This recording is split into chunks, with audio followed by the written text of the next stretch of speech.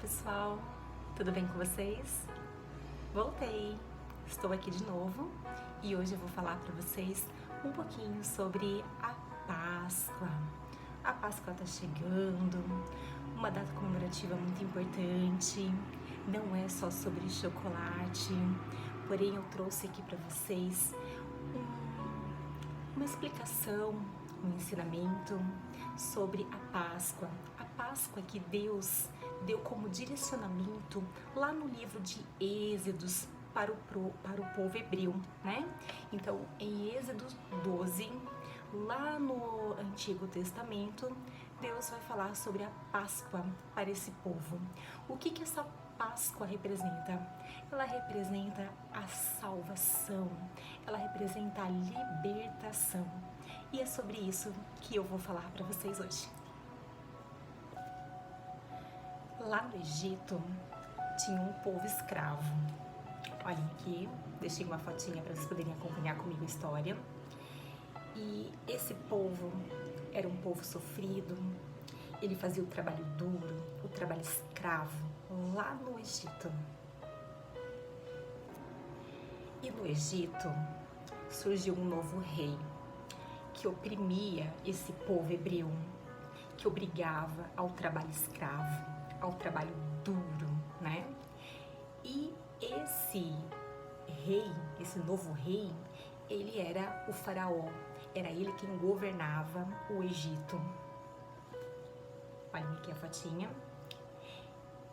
E é nesse cenário que surge a primeira Páscoa, e eu vou contar para vocês. Então o povo, ele passa a clamar a Deus. Devido a tanto sofrimento, tanta amargura pela escravidão. E aí Deus levanta um líder, ele levanta um homem que vai libertar o povo de Israel dessa opressão. Ele levanta Moisés. E o Moisés, ele fez muitos sinais para o faraó, a fim de que este faraó pudesse libertar o povo, deixasse o povo partir.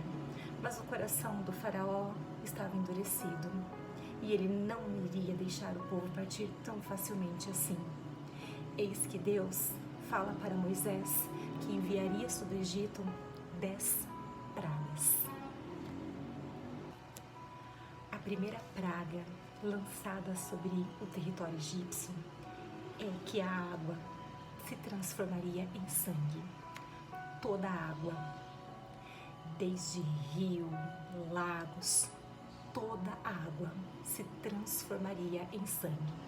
Então Moisés bate o cajado nas águas e as águas se transformam em sangue. Mas, mesmo diante dessa primeira praga, Faraó se recusa a libertar o povo hebreu. A segunda praga são as rãs. O território egípcio ficou empesteado, cheio de rãs. Mas, mesmo assim, o faraó não libera o seu povo, não dispensa, não permite que o povo hebreu, escravo, saia do Egito. E Deus manda então a terceira praga. Do pó da terra, todo o Egito fica infestado de piolho. Contudo, o coração do faraó ainda continua insensível e não deixa o povo partir. E logo vem a quarta praga. São as moscas. O território egito ficou coberto de moscas. Porém, o coração do faraó continuava endurecido, insensível e não permitiu o povo partir. A quinta praga é a peste. Uma peste chegou no território egípcio, mas não atingiu o povo hebreu, não atingiu o povo de Israel. Todo o território do Egito ficou coberto dessa peste que matou todos os animais, mas nenhum animal sequer do povo de Israel foi morto. Mas o coração do faraó ainda continuou insensível. A sexta praga que assolou o território Egito foi a peste humana. Os egípcios ficaram com o corpo coberto de feridas, muitas coceiras, mas mesmo assim o coração do faraó ainda estava insensível.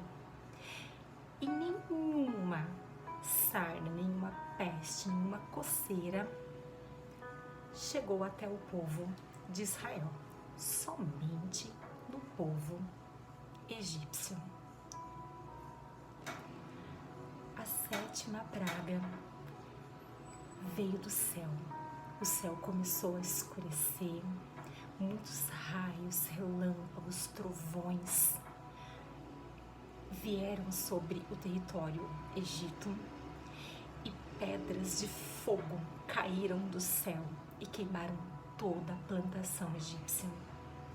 Mas do povo de Israel nada aconteceu.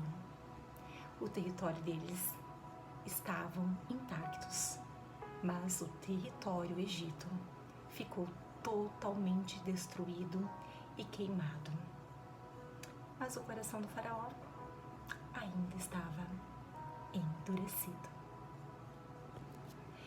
Eis que Deus então manda a oitava praga, a de gafanhotos. Uma nuvem de gafanhotos cobriu todo o território Egito. E esses gafanhotos devastaram com um pouco da plantação que ainda tinha sobrado da sétima praga. Eles devoraram as árvores, os campos, tudo, toda a plantação. E mesmo assim, ainda o faraó não libertou o povo, não permitia que o povo saísse do Egito. A nona praga, Moisés estendeu a mão em direção ao céu e houve trevas por 3 dias sobre o Egito. 3 dias o Egito ficou em total escuridão. Mas mesmo assim, o faraó não libertou o povo. Então Deus fala para Moisés que ele enviaria a 10ª praga, a pior praga de todas que já havia mandado sobre o Egito. É a praga dos primogênitos, a praga que mataria todo o filho mais velho e todo o animal mais velho do povo do Egito. Porém, antes dele enviar a 10ª praga, Deus vai dar direcionamento, vai dar instruções para que ocorra a primeira Páscoa que fala lá no livro de Êxodos, capítulo 12 do Velho Testamento. Essa primeira Páscoa, ela vai simbolizar a libertação do povo do Egito, a libertação do povo hebreu para a saída até chegar à Terra Prometida. Então, Deus dá direcionamento a Moisés. Vamos lá, então? Que eles sacrificassem um cordeiro sem mancha, sem defeito, com 1 ano de idade, e que esse cordeiro ele fosse dividido pela família. E que após sacrificassem esse cordeiro, eles tinham que pegar o sangue deste animal, beber e depois passar pelas portas, tá? E a carne deste cordeiro, ele teria que ser grelhada, assada, não podia ser nada cru. Nesse período eles não podiam comer nada cru, somente o cordeiro grelhado. E o sangue do cordeiro, como eu falei, tinha que ser passado aqui nas portas, né? E esse aqui era um sinal de livramento, era o sinal da salvação. Porque quando o anjo da morte passasse sobre o Egito, ele viria as marcas de sangue do cordeiro na porta e ele passaria por cima. Ele não atingiria essa casa, ele não chegaria nessa casa e não assolaria a morte neste lar, pois essa casa estava salva, ela estava livre da 10ª praga, que era a morte do primogênito. Então, durante a noite, Deus dá a ordem de como eles fariam essa ceia. Nesta ceia, eles teriam que comer a carne assada do cordeiro, as ervas amargas e o pão sem fermento. E quando deu meia-noite, o anjo da morte passou sobre o Egito. Então, eis que passa o anjo da morte sobre o Egito. E na casa que não tinha a marca de sangue do cordeiro, chegava o anjo da morte e matava todo o primogênito, toda criança e todo o animal mais velho do povo egípcio. Na Bíblia diz que houve grande choro, grande lamentação, terrível pranto, pois na casa egípcia teve morte do filho mais velho. E foi aí então que o faraó decidiu liberar o povo, libertar o povo hebreu da escravidão. E aí o povo partiu. Então o povo partiu para a terra de Canaã, a terra que mana leite e mel, a terra prometida. E o que é essa terra que mana leite e mel? É uma terra farta, uma terra abundante, onde o povo produziria muitas coisas boas, uma terra farta, uma terra que cultivaria os gados e muitas frutas doces. Era uma terra abundante. E foi assim que o povo foi libertado pelo faraó. E a Páscoa, ela fala sobre a libertação. Ela fala desse momento, dessa passagem de escravo para libertos, do Egito para a terra prometida.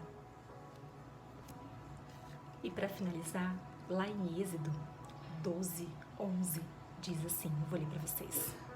Ao comerem, estejam prontos para sair, cinto no lugar, sandália nos pés e cajado na mão. Comam apressadamente. Esta é a Páscoa do Senhor. A Páscoa, ela fala do início de uma nova vida.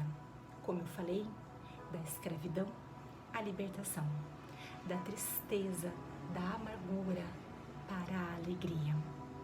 Então, olhem lá, a Páscoa, ela é um memorial, ela é um decreto que foi passado de geração para geração para comemorar essa libertação, essa passagem, essa nova vida.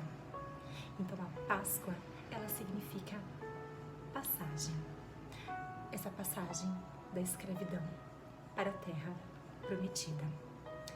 E foi assim, então, que surgiu a primeira